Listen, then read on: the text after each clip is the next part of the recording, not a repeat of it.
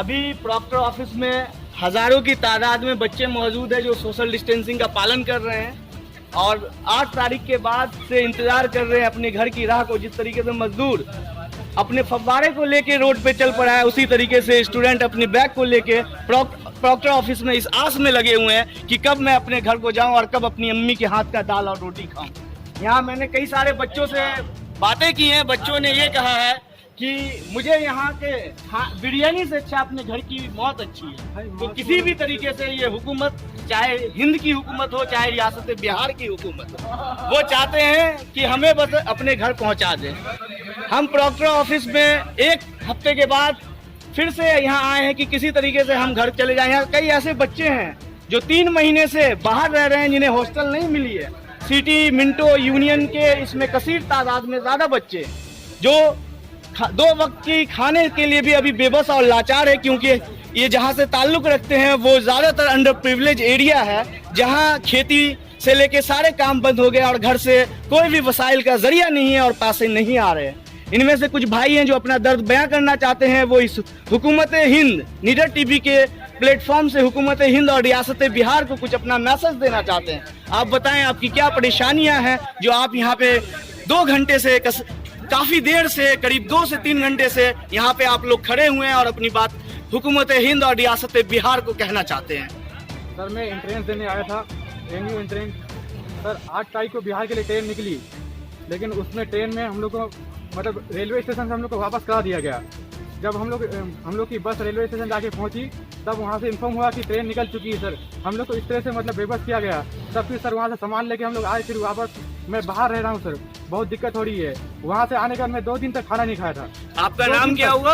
अफाज अख्तर नाम है। कहाँ से हैं आप? मैं बिहार किशनगंज बिहार से हूँ। किशनगंज जो पूरे हिंदुस्तान ही नहीं एशिया का सबसे पिछड़ा इलाके में जाना जाता है, जहाँ हर साल बाढ़ में लोग तबाह वो बर्बाद हो जाते हैं और वहाँ के लड़के, वहाँ के माँ बाप अपने बच्चों को अपने खून पसीना बेच के भी उत्तर प्रदेश की अजीम यूनिवर्सिटी अलीगढ़ मुस्लिम यूनिवर्सिटी में भेजती है। और यहाँ की इंतजामिया साथ में हुकूमत हिंद और रियासत बिहार के लोग उनके बच्चों को उनके घर तक पहुँचाने में बेबस नजर आते हैं। घर वाले परेशान हो गए सर।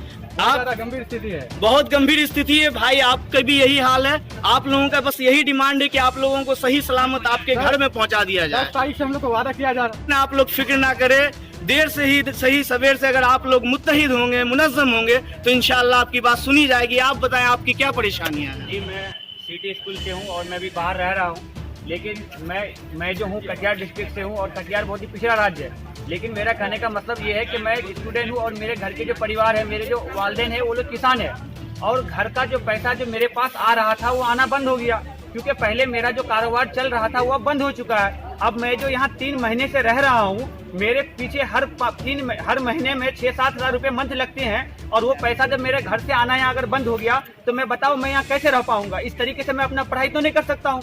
इसलिए हमने ये सोचा है कि जब इंतजामिया जो यहाँ से अलीगढ़ मुस्लिम यूनिवर्सिटी के स्टूडेंट को बच्चे को जब भेजा गया, उसमें से हम लोग को भी भेजा गया था, लेकिन यहाँ की इंतजामिया ऐसी निकम्मी है कि वो लोगों ने जब भेजा तो 20वां कोच में जब मेरा नाम था तो वो लोग यहाँ से इन्फॉर्मेशन कर दिया कि सब बच्चे चले गए, लेकिन यहाँ पर बस खड़ी थी। और जब ये बस जब स्टेशन में गए तो पता चला कि ट्रेन खुल चुकी है, लेकिन हम लोगों को वहाँ से दिलासा दिया गया कि आप लोग को 2-3 दिन के अंदर भेज दिया जाएगा। लेकिन हमारे जो घर के पड़ोसी थे वो घर जा चुके हैं और मेरे घर से हर वक्त कॉल आ रहा है, बेटा तुम क्यों नहीं आ रहे हो, तुम क्यों नहीं आ रहे हो? आपका गुस्सा जायज है। ये भाई बहुत ही सलीके से अपनी बात रखें कि इन्हें एक तो रेलवे स्टेशन तक भेजा जाता है और फिर पता चलता है ट्रेन खुल जाती है। इनके जो नेबर है, पड़ोसी घर पहुंच जाते हैं तो माँ बाप इनके रो रो के हलकान हो रहे हैं कि मेरा बच्चा कब आएगा, जिसको मैंने पढ़ने के लिए बड़े उम्मीद से भेजा था। लेकिन ये इंतजामिया के नाअहली और हुकूमत हिंद जो वादा करती थी कि सबका साथ सबका विकास और हम सारे बच्चों को, सारे लेबर को, सारे लोगों को जो अप्रवासी है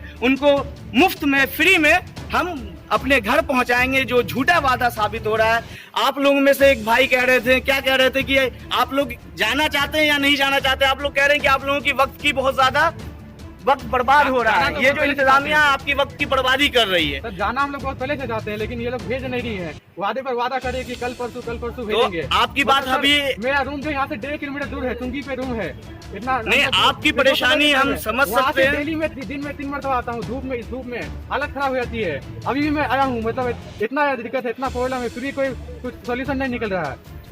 चलिए, आपका जो डिमांड है बहुत जायज़ है और आप लोगों का सबका एक ही है कि आप लोग जल्द से जल्द घर जाना चाहते हैं। और हुकूमत हिंद और यूनिवर्सिटी की जो इंतजामिया, बिलखुसूस हमारे रजिस्ट्रार साहब और हमारे चांसलर साहब तारिक मंसूर वाइस चांसलर साहब, ये लोग बस दिलासा पे दिलासा दे रही है।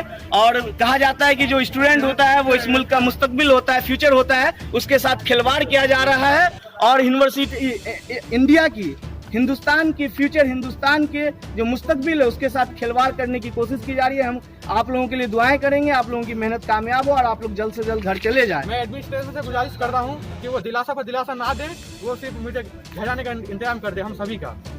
बहुत बहुत शुक्रिया। निडर टीवी को आप लोगों ने इंटरव्यू दिया, इसके लिए निडर टीवी आप लोगों, जहां तक होगा निडर टीवी कोशिश करेगी आपकी बात हुकूमत हिंद से लेकर रियासत बिहार से लेकर यूनिवर्सिटी के इंतजामिया तक पहुंचे और आप लोगों का काम हो जाए।